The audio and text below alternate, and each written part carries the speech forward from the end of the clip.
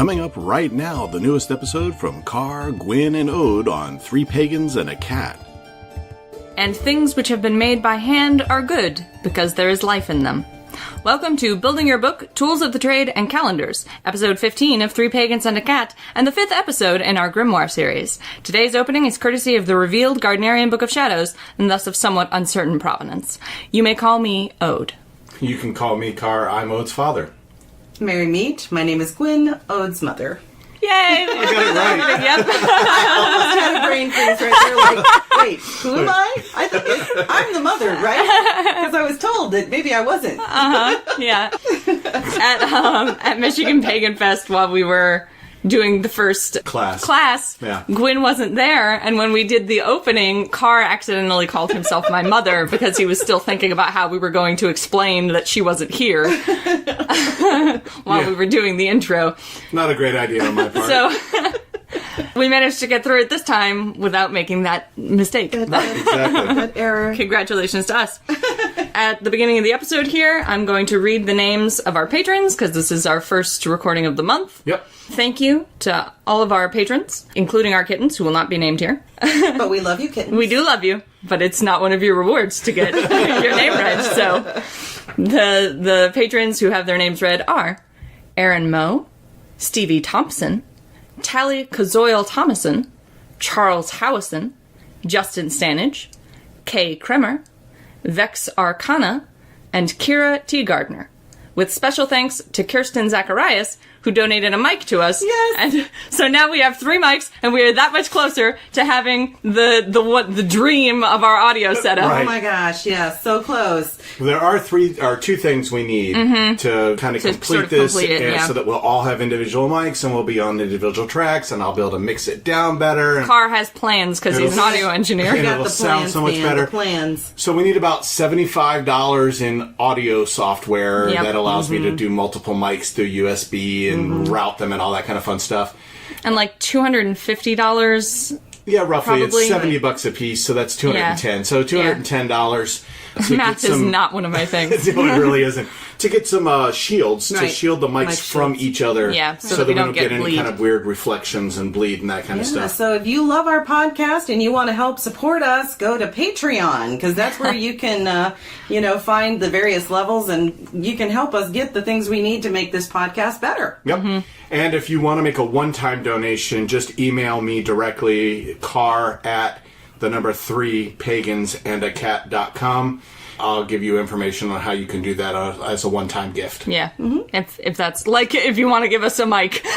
Right, exactly. Which is what happened. Right, So exactly. he said, hey, Yeah. well, I'd love to give you a mic. And we'd say, We were like, okay, thank you. Delightful, thank you. Yeah. We'd love to receive that from you. That's You're one less awesome. thing we have to buy. I have a USB mic and I don't know what to do with it. I'm like, well, we do. Yep. So again, thank you. Yeah, that was really cool. It was of so you. generous. Yep. So this episode, we're going to be covering tools of the trade and calendar stuff. We're going to be talking about the Gardnerian tools, common tools that are used in ritual and spellcraft, and we're going to be covering calendars and magical timing. Yep, and this is like really close to our last episode. I think we only have one more after this. Yep, the ritual and spell construction episode Yep. is Which going we to follow have this one. something really special planned for that one. Yeah, which I'm not sure how we're going to translate it to the audio format, but we'll figure it out. We're going to figure it workshop out. that. We'll work it. Okay, I have no idea what you all are talking about, but cool. The whole ritual the thing whole we did. ritual thing. Oh. Yeah. So we'll figure out how to translate that into It'll just have into to an be audio format. really explained out. Yeah, but exactly. That's okay. Exactly. We can do that. So that'll be an interesting episode to do, and that's going to be the last episode of the Building Your Book series. Yep. And then we did have one complaint. Yeah, we had a complaint with the recipes and herbalism episode because this person felt that we didn't cover herbalism in enough depth. Right. Yep. And also they got sick of listening to the warnings be repeated all the time. That's fair. Which is fair. We did do a lot of warnings. The reason we did that is that none of us are trained herbalists. Not yet. Currently, Soon, hopefully. Gwyn's dream is to become a trained herbalist, but none of us have taken any courses or done any training on that. Not officially. We're just amateurs, and because herbalism is one of those subjects where you can seriously hurt yourself if you don't do it right, I wanted to make sure that people understood not to take our word as gospel and to do their own research and go become trained herbalists themselves. So I think we're going to do another herbalism episode, Yeah. but I think what we ought to do maybe to, make everything happy is we'll put like some kind of disclaimer at the front, a disclaimer in the middle before, reviews. Right. And then a disclaimer at the end. And then, also- then we don't have to repeat it 1,000 times. And we can also focus on things that aren't as much medicinal, but as like caring for plants, how you dry herbs, things like that. We can put a lot of that information in there as well. There you go. So we'll be doing a full episode on herbalism, just focused on that, upcoming after we finish the Building Your Book series. And then after that, we have a lot of things planned. Lots of things. If there is content that you would like to see us cover, you are free to suggest that to us. We're always looking for new suggestions. And if you ask for something that we already have planned, we can move it further, closer further up forward. the queue. And so let us know if there are specific topics you want us to cover. But we got some really cool ideas in the hopper already. Yep. We probably have 25 or 30 more episodes probably. that are tentatively planned out. in the planning stages. Yeah, in the idea stages. Plus our Wheel of the Year series, of course, keeps going It's because continuing. the wheel doesn't stop. That's right. It's a wheel. It's a wheel that goes round and round. Keeps on spinning.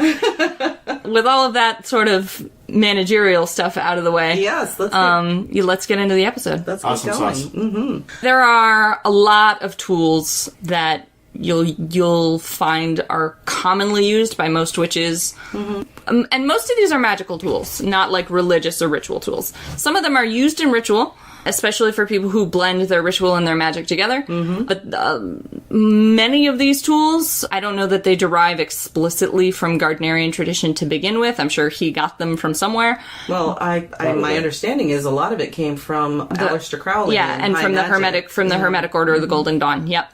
So where these things very first originated is difficult to say, but they have been used very commonly in Wicca, and they are used by most witches, even those who are not Wiccans themselves. Right. I mean, you can use whatever tools feel natural for you. If you have a specific tradition, there may be specific tools you are required to use within your tradition. However, as a solitary, you can use whatever you want. Right. Or don't want. Whatever you damn well please. Thank you. Oh, the other thing is, I got an email from iTunes saying that they were going to take us offline unless we went explicit because we cuss too much. So, because we have too many. Put everything to explicit. All right, Too many bad words. We are bad word peoples. Yeah, we are. Well, we knew that, so... All words are symbolic, and no words have fundamental meaning. That's because language is nonsense that humans created to communicate with each other. Thank you, Ode. Yes, but I'd like to stay on iTunes, so... Okay, moving along. Yeah, so I guess if you listen to us on iTunes, we're going to be moved to the explicit category. Yep. Wear that explicit warning like a badge of honor. Yep, that's We will. exactly. We will. So there are 4 tools that are in the sort of general toolbox that I think are interesting, specifically because they are mirrored in the tarot suits. Yes. Those are the sword or athame, the pentacle or disc, the wand or staff, and the cup or chalice. Those tools are pretty universal. Most people will have at least 2 or 3 out of them. And many people, especially in the more traditional paths, will have all 4, even if they have no other tools. And they are used in the tarot suits to represent ideas. So cups are emotional, and discs or pentacles are wealth or material things. They're also used to represent the elements. Like swords, and there are interesting divergences here. I thought this was interesting. So some tarot decks list swords as associated with the fire element, and some of them list swords as associated with the air element. My deck and my understanding of tarot associates swords with the fire element and wands with the air element, but some of them flip that. I had a fascinating conversation with Paul from Arts and Craft. Arts and Craft about that very thing, because we were at Michigan Pagan Fest, and I went over there to chat And look at the athames. and look at the athames, because Which are amazing. Paul has a forge, so all of the athames, swords, Wands. he handcrafts them all. They are handcrafted by a sorcerer in a manner that gardener would have found very respectable. My God. And they are beautiful. They are stunning works of art. He just put up some new athames yesterday, I think, and they're just absolutely stunning. Yeah. But the interesting thing was, he was telling me, we were actually specifically speaking about a wand, because he said, as far as, he's British traditional, the wand is the air symbol, and he said that, and he gets a weird feeling from wands that have bits on them, because because he said, most Gardnerians or traditional witches, British traditional, the wands are very basic. They're particular woods. They're carved. They might be carved, but they're not adorned. They're carved, but not necessarily adorned. And he said when when people start putting fiddly bits on them, as he might say, that sounds like Paul. Yeah, he's a British traditional who's actually British. Yes, he is actually British. But if you put stones or things, then you start taking it out from the element that his tradition believes it is, which is air. And draws it into earth, and he says it just kind of confuses things. Which that made a lot of sense to me. I don't use a wand necessarily. I tell you though, I want a wand and I want an athame. Gwyn and I both, because neither of us use wands or athames, but we desperately want arts and crafts. Yeah, that Paul has specifically. That Paul has handcrafted because they're gorgeous. So we will include a link. Yeah, and a picture. Because these things are stunning. But anyway, we had this really long, interesting conversation about that very fact that athames are generally, or swords or swords are generally fire, which makes sense because they're created forged in a forge. And wands are air because the trees and there are other reasons for those connections. Even because I was talking about cups and emotions and stuff like that. Well, in tarot, swords are action, and wands are thought or enterprise. So I know nothing about tarot, so I'm learning. So wands are focused on mental energy, and swords are focused on activity or impulse or the doing thing, the action thing. Cool. And to me, that makes sense. That the fire being connected to energy activity makes more sense than connecting it to thought and processing. And I know that there are traditions out there that have swapped it. Where now, interestingly, this never happens. Interestingly, this never seems to happen with pentacles and cups. They never get swapped. Pentacles are always earth, and cups are always water. I think I imagine that because chalices and cups, it's very explicit. In most art, it's even presented as being full of liquid. Exactly. But I think it's interesting that only the swords and wands. And I wonder if there's an extent to which, because there's an extent to which athames and wands can be used for the same purposes in traditional functions. They can both be used to cast circles. They can both be used to draw or cast energy. Sometimes they are, depending on your tradition, tuned to do a one specific thing. Yes. Like a wand might be tuned to absorb energy, and a sword tuned to cast energy. That was what Paul was saying. All the different wands with all the various woods, they have different meanings and specific purposes. Yep. But there are some sort of traditions or some schools of thought where a wand and an athame or a sword can be used sort of interchangeably for very similar purposes. Sure. And I wonder if that's why you've seen that elemental flip-flopping. It is interesting. And as someone who's a solitary who honestly doesn't use a wand or an athame. Yeah, because you do all your casting just with your hands. I do. But sometimes it's nice to have that. To have that tool. To have that tool just as if you're feeling particularly this could really benefit from ritual. Well, and we've talked before about how your tools sort of acquire personality and energy of their own over time as they're used. And actually, in the revealed Gardnerian Book of Shadows, Gardner talks about the aura that builds on a tool as it's used, as it's consecrated, especially by a powerful sorcerer or a great witch, as he calls them, and how that energy remains with the tool even if it's passed down to a new witch through the coven. Sure. So as you know, so these sort of heirloom tools or tools that you use very often acquire an energy of their own that you can bring into your work as a partner. The same way we sort of use Magnolia Rains as salts as sort of a long distance partner, and the way you use plants and the energy of plant allies and things like that. So your tools may be, even if you don't strictly speaking need them, may be useful to you in work that's especially requires a lot of energy.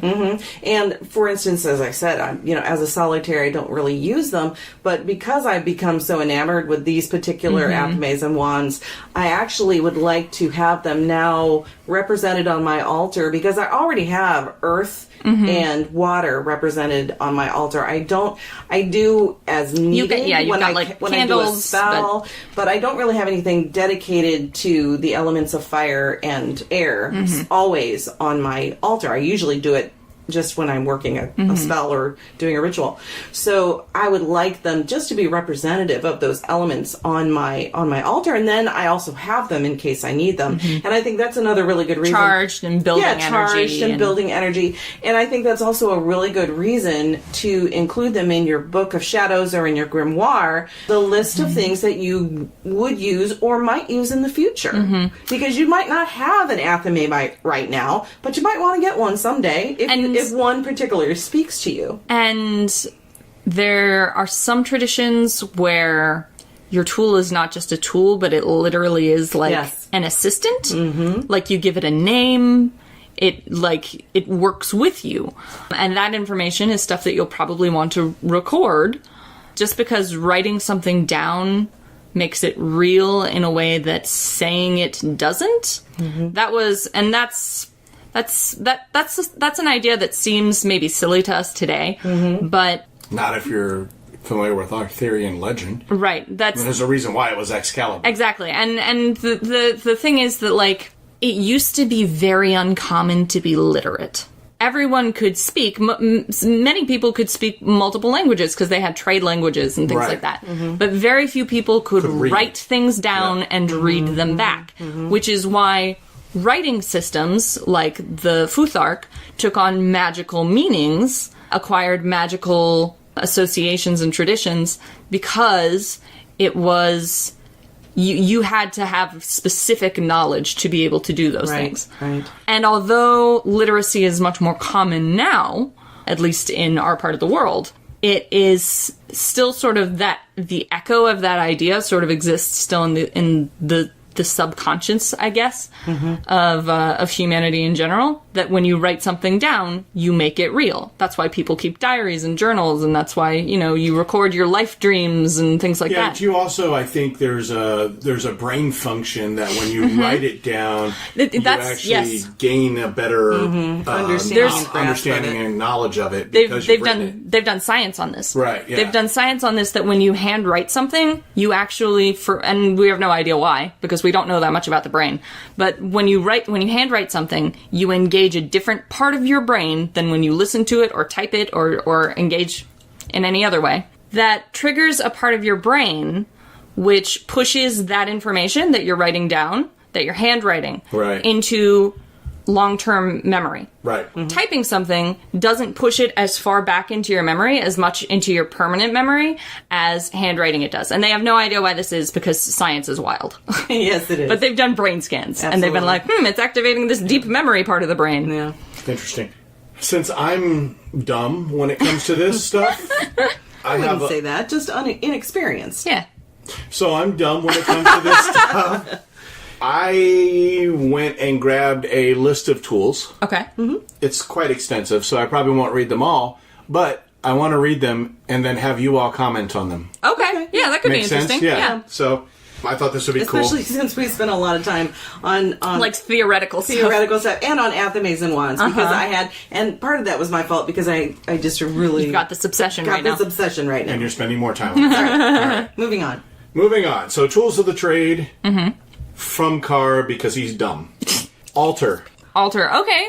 Yeah, your altar definitely is a tool. That is definitely a tool. I have multiple altars. So do I. I have an altar in my room where I keep most of my tools when I'm not using them, and I consider that just like a permanent sacred space. Okay. That's just sort of constantly pulling in energy and charging things and making things sacred. Sure. So when I go outside and pick something up and say, okay, I'm going to bring this in and use it later, I put it on that altar for a month or something to just acquire energy and become sacred. Gotcha. And then I have another altar out here in the main room, which is for sort of public ritual-y stuff that I do with the family. Right. And that's got a different energy to my working altar. Okay. So yeah, definitely. And I have an altar that is for my plant allies and some of the other things that I've acquired over the years that are meaningful to me. And then I also have in the public rituals, altar space, I have my little stripe that the swan, which is the swan, and the cauldron, which is basically dedicated to Brigid. That's my altar for Brigid. But then I also have a shrine to my father who passed away a couple of years ago. Yeah, and I've got a completely separate ancestor shrine. Yep. And then I also have, in our bedroom, I have a space set up where I do my meditation, where I have my scrying mirror, that kind of thing. So yeah, I think altars, and the thing is, they can happen naturally because my plant sometimes ally they just altar, acquire. It just kind of it came about naturally. I did not create that space with the intention of creating an altar. It was a place for me to put my house plants, but those were also plants that I happened to work with spiritually, and it just kind of acquired. I thought, ooh, I could put this little stone here. I could, put a candle here, blah, blah, blah. And so it just kind of acquired. It grew into an altar. Okay. What I think is interesting about listing an altar as a tool is that a well-maintained altar, an altar that you approach with reverence as a tool in your practice. When you go before that altar, you will enter sacred space. Exactly. Right. Without having to cast a circle or do anything special, just going before your altar, if you have maintained it correctly, should enter you into sacred space, into sacred mindset. And so, yeah, I definitely would say that that's a tool. I would say even my plants outside on the balcony, those are my plant allies. They're outside plants. Right, but they need more sun. They need more sun. But it is itself a sacred space because I don't just use those plants for culinary purposes. They are allies in my craft. Right. So yeah, I think it just happens naturally, but I also think it can be a dedicated space as well. Altar cloth. Ooh. I think that depends on the person. Yeah, on your aesthetic. There are probably people who don't have like a space, like a permanent space, but who have an altar cloth that they can set up a sort of traveling altar wherever they need to, in which case that becomes the sacred space. Exactly. Right. Yeah. And then so for me, do you think you can charge it with magical energy? The cloth? Yeah. Sure. Oh, yeah. Yeah, absolutely. Anything with magical energy, yeah. Some things are easier to charge with that's magical true. energy. But like, for instance, my plant ally altar, or I could call it my green space altar, it has a silk scarf over it that honestly was originally put there because it was an ugly table. But it has itself become a sacred object because that space became a sacred space. Yeah. Right.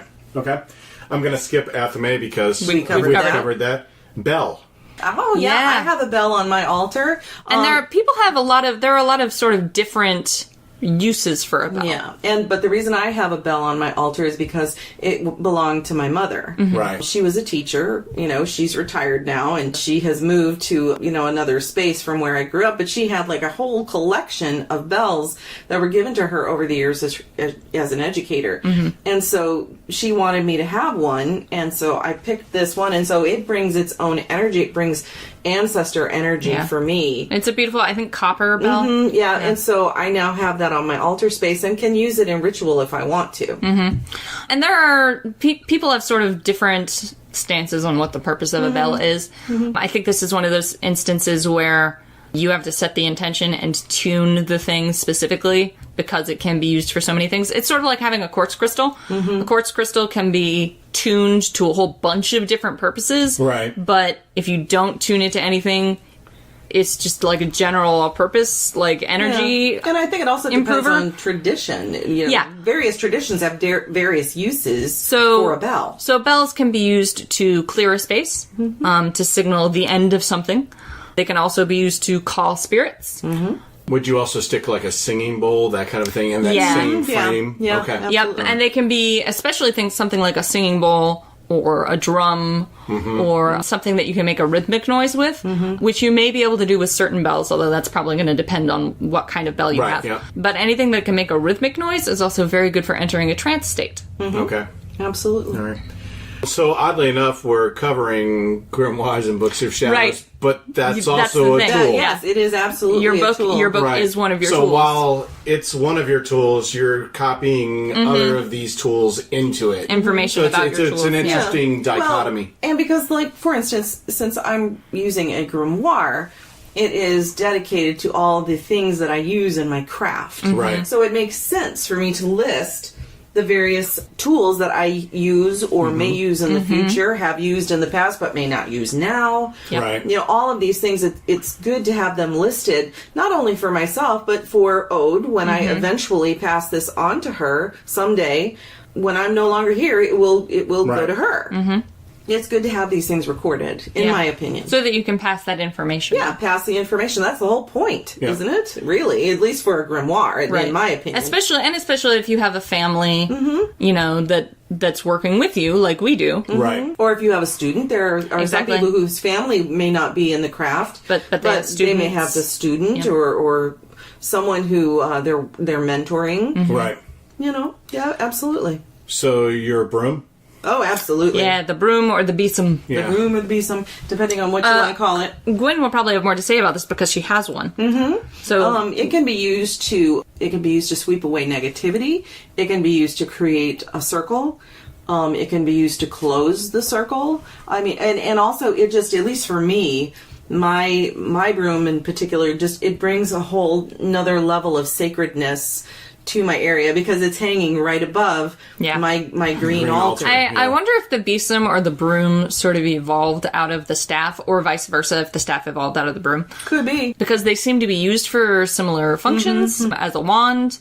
I think the staff, the wand, and the broom are all pretty frequently used for opening and closing things, for casting things, and it's the broom's sweeping is sort of the only thing it does that you can't also do with a staff or a wand. And I like to use it for sweeping away negativity.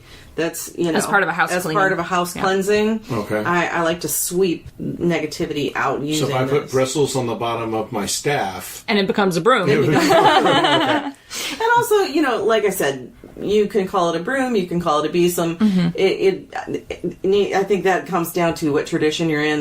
You know, or if it makes you feel more witchy to say besom, you know. Although brooms are pretty witchy traditionally. Yeah, brooms are pretty witchy. I love my broom. Let's put it that way. It's a wonderful accompaniment to my altar space, and to the rituals and spells that I cast. Okay. Chalice. Oh yeah, Yeah, the chalice absolutely. is a really traditional tool, especially in high magic and in Gardnerian derived magic. Traditional and other traditions. It usually represents the feminine to the Athame's masculine. The element of water. The element of water. There's And placed in the west, right? Yep. Look at that. I knew something. See? And there's a Because it's written down. There's a whole That's how you learned. there's a whole representative great rite that you can do with an Yep. Athame and a chalice. Sure, yeah. If you don't want to get with the sexy times, you can do a fake sexy times with your or a symbolic sexy times with your Athame and chalice. But it's also used, especially in traditions like mine, you might have a sacred cup for sharing offerings with your kindred and with the gods, Right. for hails and things like that. And I also think people, you know, I think anything can be used as a chalice. We've used shot glasses. Yes. I mean, it's Star Trek shot glasses at that. It's That's technically speaking not a chalice. That's where I activate the salts. but my point is anything that's, you know, used to contain water. Right. Or liquid in general. liquid in general can be considered a chalice. Right. So I think people tend to think, oh, a chalice, it has to be a fancy silver goblet. silver Yeah. goblet or something like that. It really doesn't. It can be an ordinary glass if to you it represents the chalice. I would then set it aside as always being Yes, your that's chalice. its I wouldn't use it function. as a regular drinking glass. No. If you're going to use it for a magical purpose. Exactly. It needs to be dedicated to that purpose in order to be used as a And chalice. even in my druid tradition, having the well Yep. there is basically the same thing. Yep, it's the same concept. yep. And in heathen tradition, this would usually be a drinking horn. Yeah, Yep. If you could get one. exactly. Cauldron. Oh, yeah, absolutely. Gwyn has a cauldron. We burn things in it. We burn things in my cauldron. You know what I was thinking, though? If we ever get a place where we have green space and we can have a fire pit, I would love to have a hanging cauldron, one of those big, so I could have actual potions.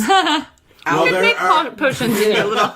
Gwyn's doing the stirring the cauldron motion. The cauldron. I will embrace that. Is that a dance move? Anyway. I will embrace that. Yeah, I've even seen cauldrons big enough that you can actually set them right in the bowls. Yeah. Yep. I think that would be fabulous. I would love to do that. My little cauldron, though, is for incense. Yep. Candles. Yeah, Yeah. Absolutely. You can...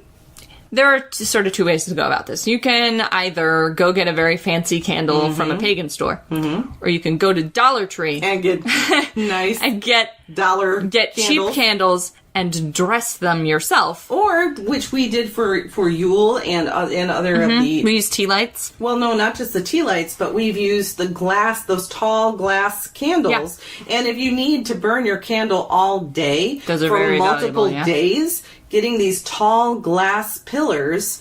you see them a lot Dollar Tree. At the Dollar Tree. You see them used a lot in Hoodoo, too. Mm-hmm. Yeah, it's fabulous. So you don't have to spend a lot of money. No. You can buy inexpensive candles and dress them yourself, various sizes, but also it's the intention behind it. You can use them to create your sacred space.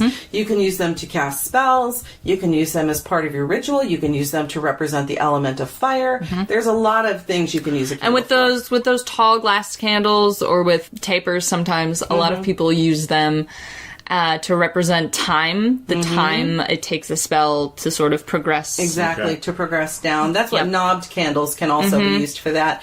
Additionally, they come in so many colors. Yeah, so you can get a lot of correspondences in there. Color correspondences in with that as well. It's, definitely a very valuable tool. Candles are one of those tools that are going to be temporary because when you use them, they're gone and you have to replace them. So they're not going to become allies the same way that a wand or anathema or a permanent tool will. In fact, I might even argue that a candle is more of an ingredient than a tool. In a way, it can be, yeah. Well, I can see that. I did notice that on a Wiccan altar, they put candles at the 4 cardinal directions. Okay. And then there's also a center candle. To represent the spirit or the goddess or whatever. Exactly, Yeah. And then there's colors associated with those as well. So to represent the cardinal elements. And do they burn those candles, do we know? Or do they just leave them there as representatives? They're just representatives. Interesting. Okay. So if you have a candle that you don't burn, like if you have one of those fancy figurine candles or something that you don't burn and you just use it as a representative, that could maybe be a more permanent tool. Right. But I feel like the candles that you burn like for spells are less tools and more ingredients. I could see that with like my little 4-inch spell candles because they are for spell casting, but the tall pillars that we currently have on the altar in our family ritual space, they burn so slowly. For me, they go from being an ingredient to being a tool. That's true, actually. I have specific candles that I burn for my ancestors that come in glass jars. They last longer. And I light them when I feel like my ancestors need special attention for some reason. And those do become tools because I use them in a more long-term way. So I think in that case, obviously, it's the intention of what you're using it for, but I think it's also the type of candle you're using can dictate whether it's a tool or whether it's an ingredient. Yeah, that's probably true. Is it a little more permanent, or is it going to be gone in a couple of hours? Yeah. So, are your ancestors and deities tools? No. Okay. Because that was listed in this list, and I had the exact same response. Absolutely not. No.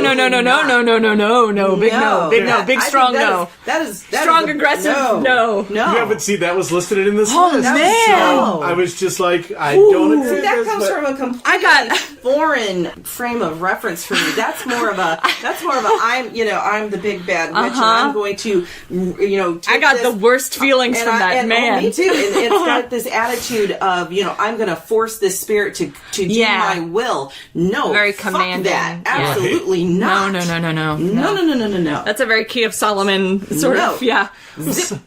No. I'm so glad that I got that response. I don't even think. I know, like Pat of Arts and Craft. She works a lot with the Goetia. With demons, Right. But she they're not under her control. She requests things of them. Yeah. She calls on this one in particular. Yeah, whose name I can't remember, who finds lost things for her. Yeah, she calls on him for a favor. So convenient. Right, yeah. But she does not command him to do these things. At least that's not how she explained it to me. Yeah. Right, yeah. It's definitely more of a, you help me out and kind of a thing.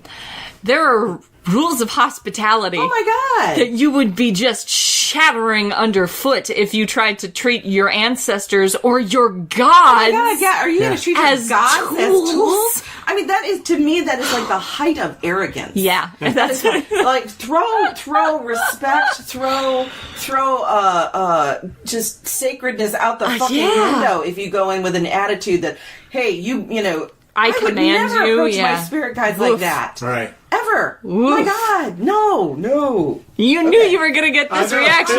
He's just grinning at us. He's also turning like chartreuse or something. I don't know what's going on with that. So, libation dishes? Yes. Oh, yeah. Yes, libation dishes are a tool, definitely. Especially ancestor and gods, I guess, based. Oh, yeah. Yeah, I have specific dishes on my ancestor altar that I feed them with.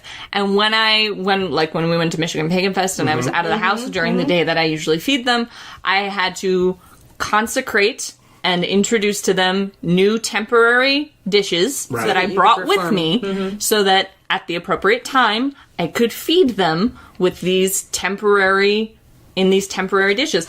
And that's something that is important to me, that I say to them, okay, we're still doing this.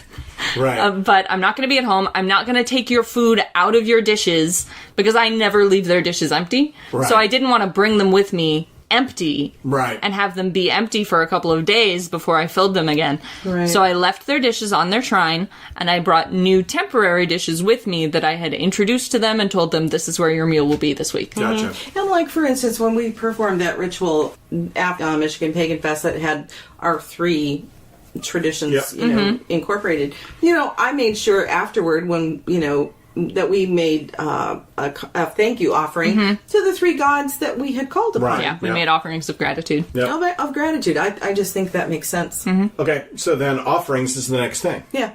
I don't know if I'd say it's a tool. I'd say that's more of an action. Yeah, well, it's possible that your offering could be considered a tool in an abstract way, right? But it's definitely not a tool in the same way that an offering dish is a tool.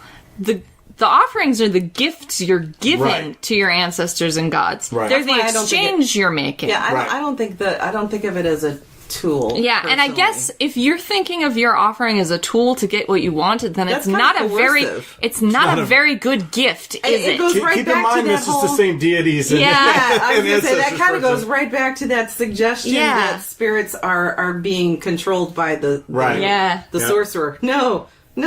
I say no. At least not in my tradition. And I'm not even. In my tradition, have a fucking tradition, right? And I'm not going to do that. In my tradition, you make exchanges. Yeah, it's an equal. You must maintain hospitality and gebo and it's definitely a partnership. And it's not always an equal partnership. No, the gods are much bigger than me and can do many more things. Right. And the ancestors are older than me and on a different plane of existence and can see more things than I can. But there are physical things I can do that they may not be able to. Exactly. So, if that's why I give my ancestors physical food, and they get the energy from that. So no, I don't think you would. I would not consider an offering a tool. No, it's a gift. It should be a gift. It should be a gift. And sometimes that gift is, it's understood that there will be an exchange for that. And sometimes not. But sometimes you're just offering gratitude. Okay.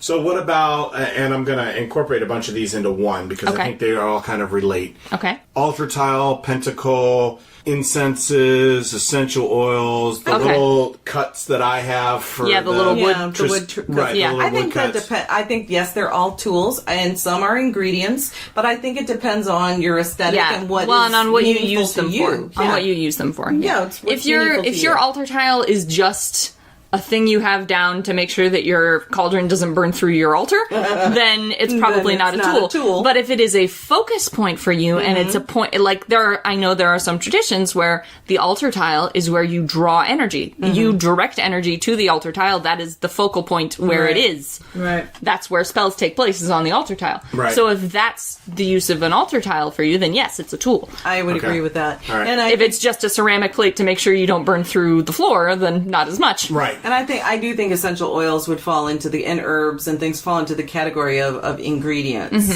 more so than tools. Okay. Guess what?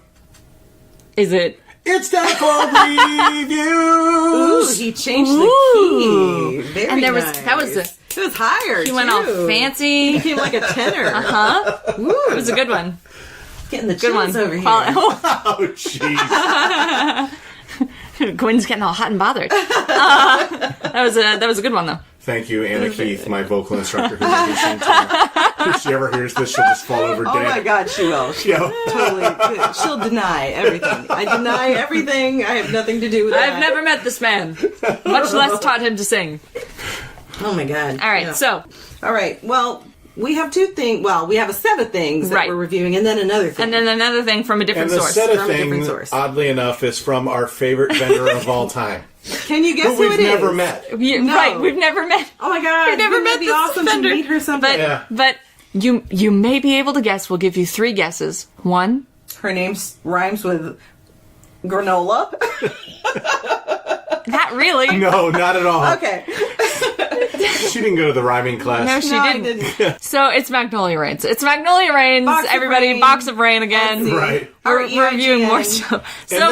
We got this because I brought up the fact that I thought we should have ancestor salt. Right. We'd been talking about the salts and using them in rituals and things, and Carr one day was just like, you know what we need? Ancestor salt. Why don't we have ancestor salt? Right. We just have spirit salt. And so I emailed Magnolia and said, hey, can you make ancestor salt? And she was like, let me think about it. And like 2 days later, she said, okay, we got it. I got it all together. And then like 2 months later, we finally purchased it. Yep. But then she did this custom. She sent us a bunch of stuff. So she did this custom order for us. For the ancestor salt, there's no disclaimer, but for all the other stuff, this was sent to us for an honest review.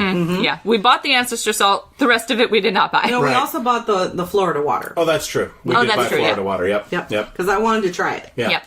So we had been planning to buy the Florida water for a while. Okay, so we haven't used everything yet.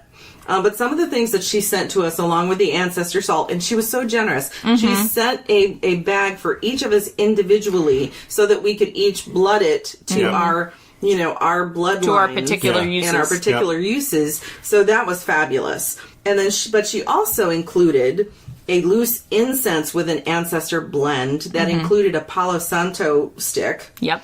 She included a beautiful, we have not used it yet. Yeah, beautiful ancestor sage. A smoking stick thing. Yep. And then she also sent black lavender tea, which I tried last night. It's wonderful. It has a very earthy feel to it, taste to it. Even though that earthy feel, it would be terrible tea. That would work. That kind of works too because it was very grounding. So earthy would be, in a spiritual sense. Esoteric. Esoteric. It was very. Okay. It was very grounding. Just checking. But it also, I felt like if I had decided to work with my ancestors, it was pulling my ancestors closer to me, where I could sense their presence a little bit more easily, more clearly. And so I was like, okay, yeah, this is really effective, very cool. Even when I was using it just because I wanted to see what it tasted like. Right. Yeah, and I've used the ancestor salt, obviously, because I work with my ancestors a lot. So I've used the ancestor salt a couple of times, and just like all of Magnolia Rains' other salts, it's extremely good.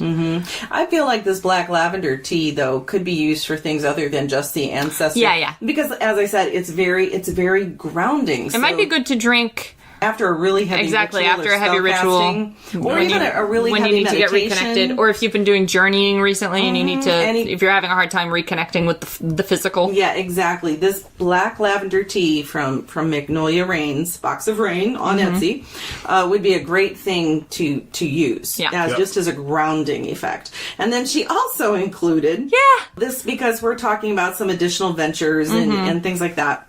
A success in creating ventures bath salts. In creative success in creative endeavors. Yep. Right. So I tried that and it's wonderful. It's a wonderful. I used it in a shower. Yeah, and we used it before this ritual that we had been discussing about these new ventures. Right. It was very, very good for preparation for that ritual. Yeah, for entering the right space. For entering the right space. Then she also sent us as just a free thing, a full bottle of rose water, which I've used for my face, just for beauty kind of things. Beauty purposes. That explains everything. No, thanks. Love you too, honey.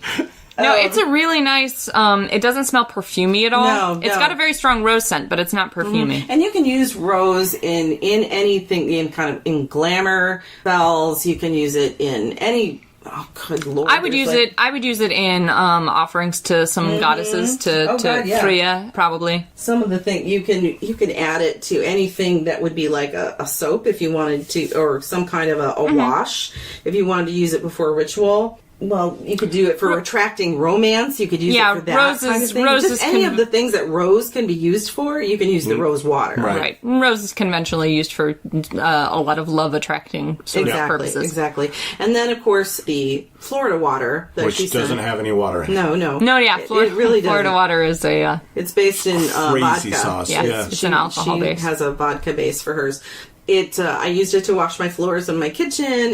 You can use it as protective mojo, basically. Yeah, you can use it in your wash when you like in a bath, right? Especially if you need to do a serious cleansing. Something Could you put it in like with your washing machine? Oh yeah, like put them into probably your, a few drops. A few drops. You could absolutely put a little bit into your. What I like to do is because I do a lot of things with sigils, and I have some sort of safe space sigils that I use frequently.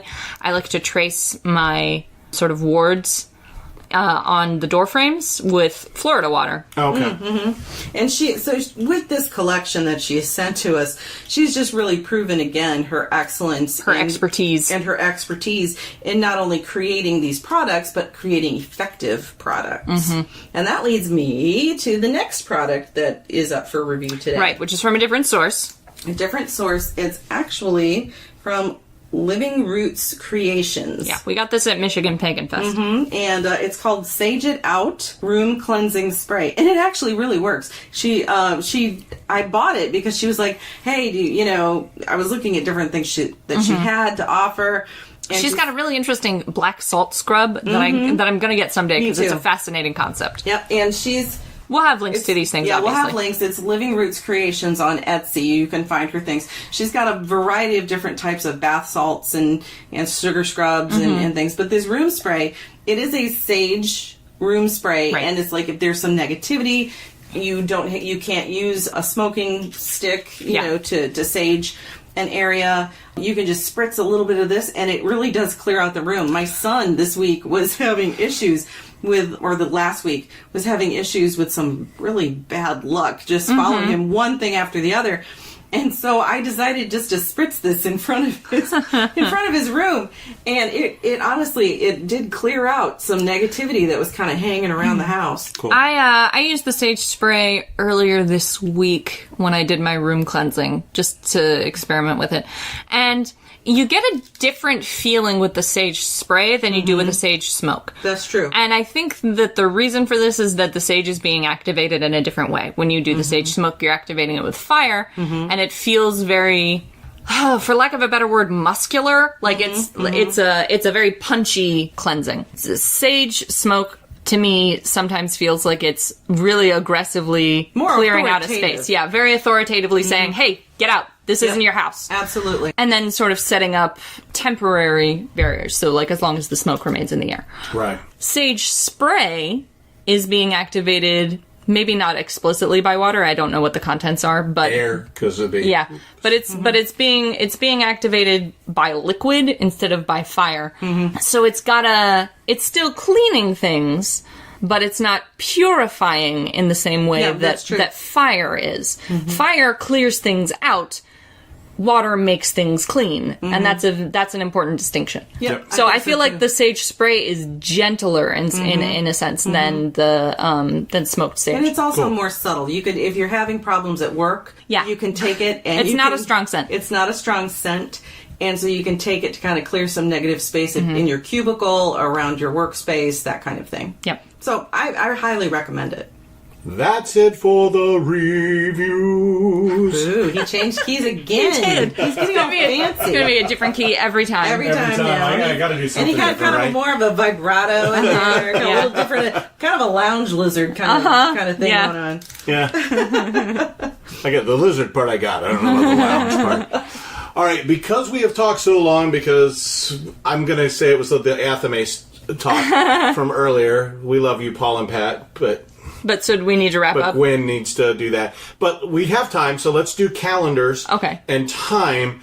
But we need to keep it probably within 10 minutes or so. Can we do that? Yeah. All right. Yep. We're not going to cover calendars in a huge amount of detail here because we're doing the Wheel of the Year series. Yeah. And we're covering the holidays in that. Exactly. But I did want to talk a little bit about modern calendars. And how they fake ones? And fake calendars. So the eightfold calendar that we're using for the Wheel of the Year series is a very modern invention. It came about in the 20th century. It's a syncretic, so it pulls from traditions across all of Europe, not from one specific place. Yep. It uses Celtic and Germanic names mostly for the names of its holidays, which we've covered in those episodes. Right. But it does that mostly just because Celtic revivalism was very high at the time that the eightfold year was developed. Right. So it sounds cool. And then they sound nice and witchy and pagany. Right. And people like cool names for things. That's true. You got to admit it. The eightfold year is focused on solstices and equinoxes. It starts at Samhain, and it's mostly focused on sort of agricultural cycles. Right. And I think that probably comes from the same place that like Tolkien's obsession with agriculture came from. It comes from a post-war feeling that industrialization was destroying the world, basically. Right. Yeah. Right. And so it comes from a sort of nostalgia for agrarian ideals. So that's the really brief synopsis of the eightfold Wheel of the Year. The fake calendar we're going to cover super fast is the tree calendar. The Celtic tree calendar was invented by Robert Graves, who was a poet in the 19th and 20th centuries. Amusingly, his grandfather was an expert on the Ogham and had dismissed the tree calendars as spurious nonsense. Right. So Robert Graves probably knew what he was doing when he did this. Yep. But he took a source from a real source, a manuscript that listed a bunch of trees but made no connection to a calendar. And he took those and attached them to 13 months, which is more or less correct. And then he created mythologies about them. And he did this in a book that he wrote like 3 times that eventually became The White Goddess, in which he basically imagined sort of an underlying mythopoeia of all paganism. Right. How do you feel about that as a druid who uses the tree calendar? It works for me. Yeah, exactly. Yeah. This is one of those things where, like, although its origin is not ancient, Right. it, like Estra and rabbits and eggs, It has become sacred it's in its developed nature. sacredness over time, and it's Right. developed value to things. Yep. That works. And to people. So this is one of those things where, like, I like people to know what their sources are, where their things come from, so that they can make ancient as you think, but it's okay. I like Right. people to be able to make informed decisions about these things. Sure. But I'm not saying that you can't use the tree calendar, that the tree calendar has no value. And in fact, Robert Graves may have uncovered something true in his dream of the mythopoeia. But it was a 19th century invention and not a 2nd century invention. Right. The 2nd century invention was the Coligny calendar, which is a continental Celtic calendar, a peg calendar that was found in modern day, well, in ancient Gaul and modern day France-ish. And it was a lunisolar 13-month calendar. All the months were 29 to 30 days, and every 2.5 years there was what's called an intercalary month to sort of fix the time slipping. issues, yeah. Right. Is it So- possible he might have drawn from that? Was it discovered? I think he got the 13 months thing from that, probably. Yeah. So yeah, the Peg calendar is the 2nd century, and that's the only extant ancient Celtic calendar that we have. So that's an interesting thing if you want to look it up. It's actually very, very interesting. It's made out of bronze, and you stick pegs in the days, and it goes for like 5 years. It's a really interesting concept. And in regard to your book, I think it's good to have these things listed in there. Have this information included because it may be valuable to your path now or later. Well, I have the tree calendar in my book because it fits what I do. Right. And it helps you sort of format, focus, because the trees in the tree calendar are given meanings. Yes. Yeah. And so you could sort of orient your life around focusing on that for this month, focusing on this for this month. So, yeah, I'm not saying that there's no value to these things. I'm just saying, it came from Robert Graves. And that's why. I do think that it's just like with the Wheel of the Year. I think it's important to have these things recorded if they're meaningful to you. Yeah, I can't keep track of anything time related, so recording these things in my book is very important. I have a page and then for each also, one. And then also having my phone remind me, hey, this holiday's coming up. Yep, there's and the moon cycles, phases apps too. The other thing we wanted to cover with the sort of calendar section really briefly is moon phases and magical timing. Right. A lot of people sort of prefer to do their spells for specific purposes at specific phases of the moon. And of course, we all know that there's the new moon, the waxing, the full, the waning, and then the dark. New lasts 3 to 5 days. The magic is for new beginnings, new projects, ventures, and cleansings. Waxing is growing to full, and the size increases of the moon. So this is good for anything that you want to be building in your life. So if it's a spell, you can even have a spell that begins at the new moon, and progresses to full, or even to, The good I wouldn't news want is, it to go through to waning. but it depends on the spell. The good news is there's actually a new moon coming up on the 12th, and it's a super moon as nice. well. Nice. Yeah, So anyway, then you get the full moon, which is the most powerful magic is during that time of the full moon. And of course, waning is for when the moon is falling. It's cycling down as far as its size is concerned, and turning, and so that magic is for releasing things from your life, or banishing, and then of course the dark of the moon is for the time when you kind of reflect, a time traditionally of rest. no magic is done. No magic is done traditionally during that time, and then there's a lot of people who will time their magic obviously to the phases of the moon. There's a lot of apps now that can tell you which quarter,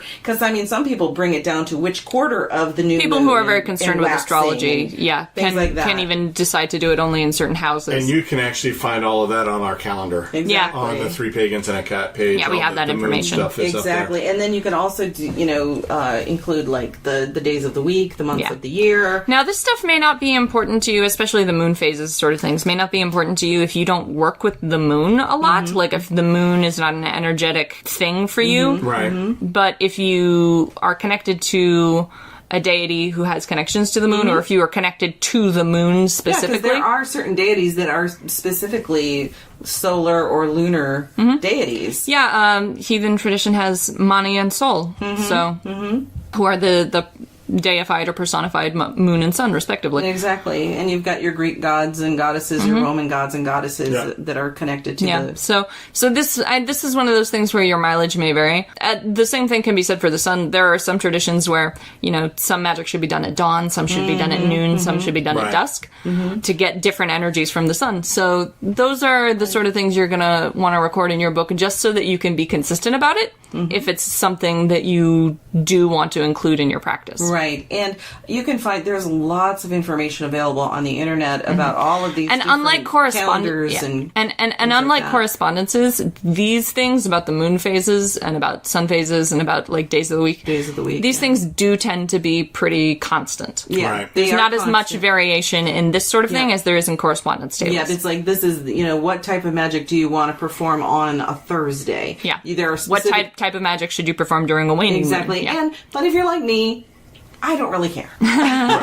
This is very much a your mileage may vary thing. Yeah, it depends on what works for you. There are certain spells that I cast during phases of the moon. I'm very much tied to the moon cycle. I'm not so much worried about the days of the week. Yeah. That kind of thing. All right. Well, I think that's it for this episode. Am I correct? I think so. Yep. We've covered everything. Awesome sauce. So, You can find us at 3pagansandacat.com. You can also find us at Facebook under 3PAC. That's 3PAAC. You can also find us on Twitter, where you can find us under 3_pagans. And if you don't feel like typing all these things in, you can just go to our website and hit an episode link, and all of these things should be linked in the individual episodes. It's true. They all are. Yep, and that's 3pagansandacat.com. Yep. And beyond that, we've got the Discord server, which thank you, Vex Arcana, who has been listening this entire time. Yes, we're so to glad us you're ramble here. on. And I would suggest downloading the episode because it'll be way different than what you've had to listen to. But if you're a Patreon member that is a hunter or above, you get that opportunity to come on. And Listen you can live. ask questions. Carr is he's monitoring monitoring. the whole I time. monitor what's going on, so you can ask questions as we go, that kind of a thing. Yeah, so I think that's it, right? I think that's Well, it. Yeah, you we have guys the are- Patreon. We have. You are going to be speaking that's right. in an upcoming event. We just got. Guys, it was a riot. Oh, good. We just got the notification that Carr and I, because Gwyn has to work, Of will course. be teaching Stupid the Building Your Book series, all 3 parts, one after the other. Basically, It's like a marathon. It's going to be Yeah. a marathon teaching. At Detroit Pagan Pride. Yep, which is in Green Acres Park in Hazel Park, Michigan. On Yeah. July 28th. Yep. Yes, yep. So that's a Saturday, I think. That's Yes, a Saturday. it's a We Saturday. start at 11:30. You can go to our Facebook page and find that. You can also go to the 3PAC website, Yep. 3pagansandacat.com, Yep. and click on the calendar, and it has the information in there as well. Yeah. And- So we'll be there if you want to get the super condensed live version of these Right. episodes. Minus Gwyn. Minus Gwyn, because Yeah. she's going to be working. Yep, So but I'll be thinking about you guys. Yep. Thanks. And also, Communitas Paganis is this week Yep, for those Wednesday. who are. Oh, yeah. If you're in the West Michigan area, Michigan area. Communitas Paganis meets Wednesday night upcoming. we're going to be covering, we're going to be talking about ritual construction in Yep. all our various traditions. Yep. From 7 to 9 p.m. At Fountain Street Church. And Yep. hopefully people will bring snacks so we can have a snack break. Yeah. Snack break. Snack break. A Oh, snack that would be break. eating Snack. snacks. No, Snack. No. Snacks. Snack. Sorry. Snack break. Snacks. Don't eat snacks. I love snacks. I don't All like right, that's them. it for us. Snack. Bye, Bye. people. Peace out. Bye. You've been listening to 3 Pagans and a Cat. Find out more information at www.3pagansandacat.com.